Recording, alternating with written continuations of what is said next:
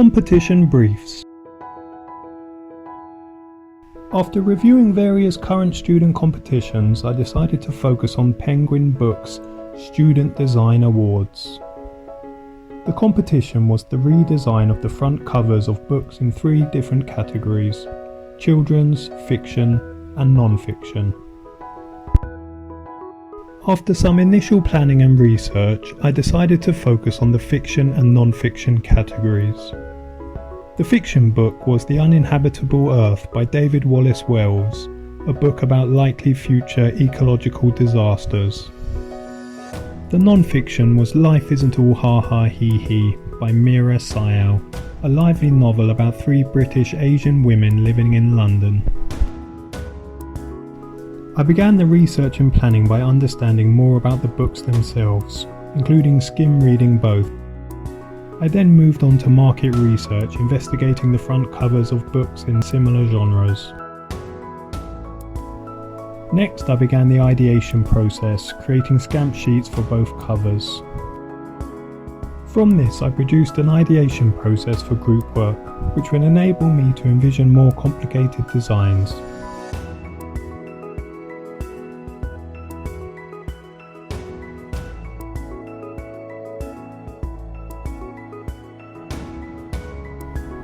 I created several online questionnaires to test the potentials of my ideas.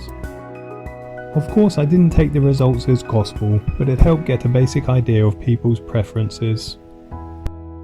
One interesting avenue of exploration was borrowing designs from historical art movements.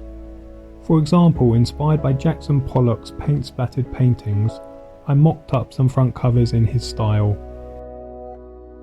I also created 2 more covers that paid homage to some famous Russian constructivist posters. As The Uninhabitable Earth is a non-fiction book, using photographic images seemed appropriate. I selected various photographs I had taken with a drone camera that connoted the dangers of climate change. I used photo manipulation to play with different effects.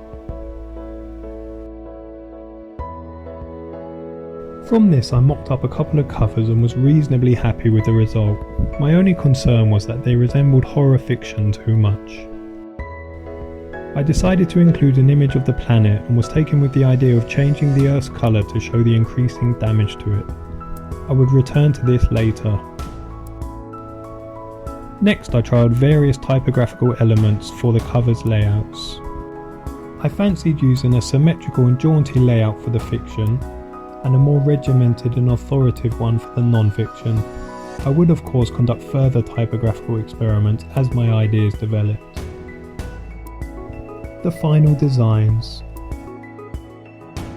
For the fictional book, I decided to play it safe and focus on one of my earlier concepts that featured Indian patterns and a window frame with a silhouette of Big Ben, hinting at the London setting. Hopefully the design should speak for itself. To test the design, I removed the text and asked people what they thought the book was about. I had predictably mixed results, from a Victorian drama to Aladdin. I created 2 covers for the non-fiction book. The first was a drawing of a dead tree with a lightning sky above it. I would have preferred to use a photographic image, but I was put off sourcing one from the internet as I felt it might dissuade the judges. For the second attempt at the Wallace Wells book, I returned to the idea of differently coloured earths showing its successive damage. After much trial and error, I decided to pursue a more abstract approach, simply using 2-dimensional circles and carefully selecting a range of colours that could imply progressive damage and eventual death to the earth.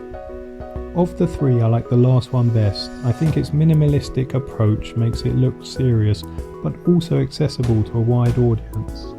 However, it may be too similar to the original cover. Thank you.